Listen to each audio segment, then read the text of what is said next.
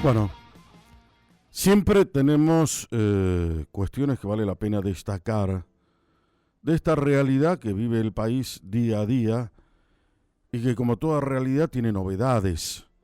La gran novedad de esta semana ocurrió precisamente con el tema de la sociedad rural, cuando el presidente, el día sábado fue, ¿no?, inauguraba un aniversario más de la muestra más importante que tiene el campo argentino. De eso te habíamos ido preparando ya la semana pasada, porque se suponía que podían haber algún tipo de novedades. También te lo dijimos la semana pasada, antes de que finalmente se consoliden ya con el anuncio oficial que hizo el presidente de la Nación. Una serie de cuestiones vale la pena destacar, ¿no?, de esta fiesta de la rural.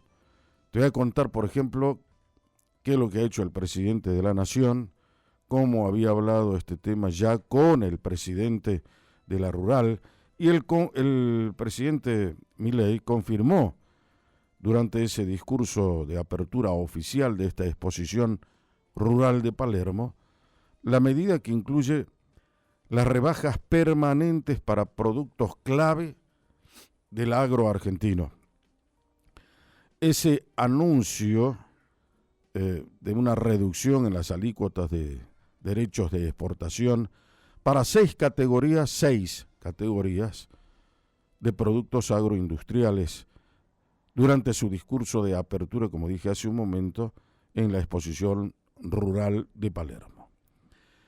Esta medida alcanza a la carne vacuna y aviaria, el maíz, el sorgo, el girasol, la soja y sus subproductos, e implica además rebajas de hasta 7 puntos porcentuales.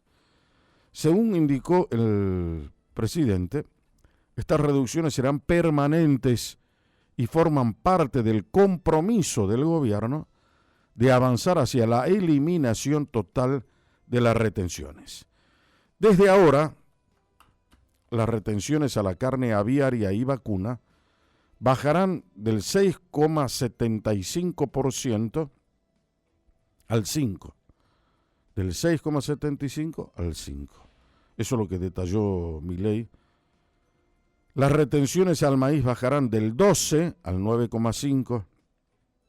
9,5% obviamente. Las de sorgo también del 12 al 9,5%. Las de girasol del 7,5 al 5,5%. Y las retenciones a la soja bajarán, es la que más tiene, del 33% al 26%. Del 33 al 26%. Además informó que los subproductos de la soja pasarán a tributar del 31 al 24,5%. Así que con este paquete de medidas, la reducción de las alícuotas para la cadena de granos es del 20% y la baja para la cadena de ganado y carnes alcanza el 26%, que va a ser permanente, ¿no? Este anuncio también confirmó que se van a hacer permanentes las reducciones transitorias que ya habían sido aplicadas sobre el trigo y la cebada. No tendrán vuelta atrás mientras yo esté en el gobierno, dijo Milei enfáticamente. Durante su exposición también destacó que estas decisiones se explican por el saneamiento fiscal alcanzado desde su asunción. Eliminar las retenciones es una obsesión para nuestra gestión y hemos dado muchos avances en esa dirección. Ya eliminamos las retenciones a las economías regionales. Ya no hay economía regional, ¿no? Ni Salta, ni Jujuy, ni ninguna provincia deberá quejarse por eso. El sector lácteo, a la carne porcina y algunos segmentos de la carne vacuna, pero es muy importante tener presente que todo esto es posible únicamente gracias al superávit fiscal que hemos conseguido, al cual cuidamos como agua en el desierto ante los embates sistemáticos de la casta política. Y acá está. Frente a eso, que es lo que ha hecho el gobierno haciendo esta asunción el día sábado,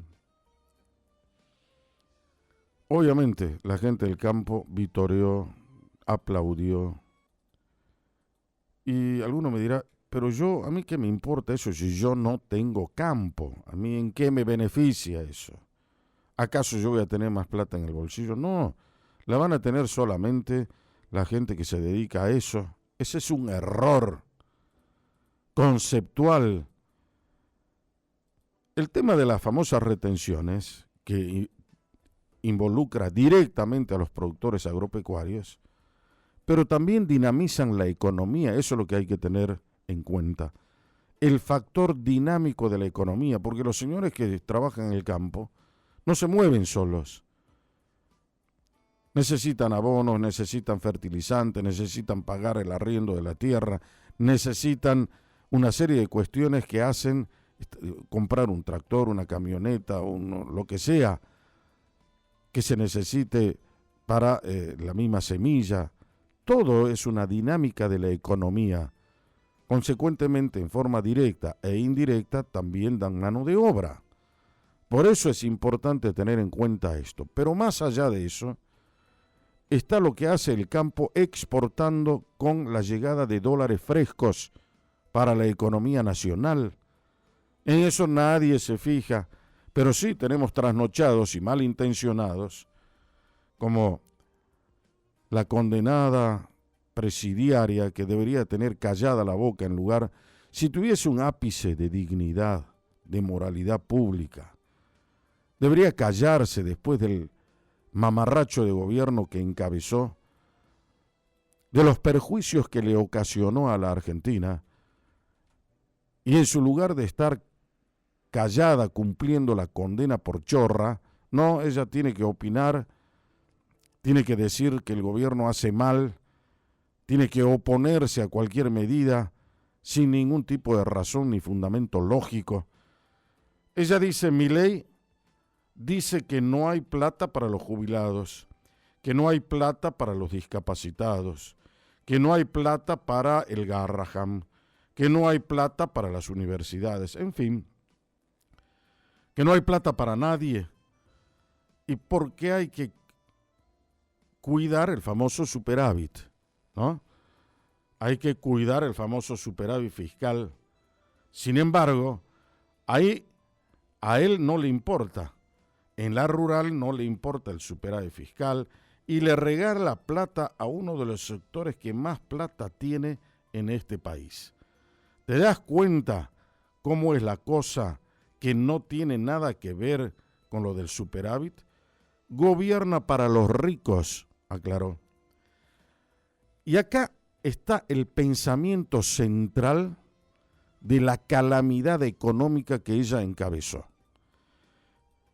Primero, es el origen de la misma grieta, quitarle a uno para darle al otro, quitarle al que produce para beneficiar al zángano, que no hace absolutamente nada más que militar en un partido político, ¿no? Sacando obviamente de ese tema a los propios jubilados. Ningún país del mundo logró prosperar quitándole a uno para darle a otro. Cada uno tiene que hacerse cargo de ser una persona que pueda salir adelante y el Estado tiene que ser un gran facilitador para eso, nada más. Pero ella pone el acento en eso para seguir dividiendo, para formular y apostar a la grieta nacional, donde hay una gran cantidad de resentidos sociales, de odiadores seriales como ella, que son resentidas. Ella es una resentida.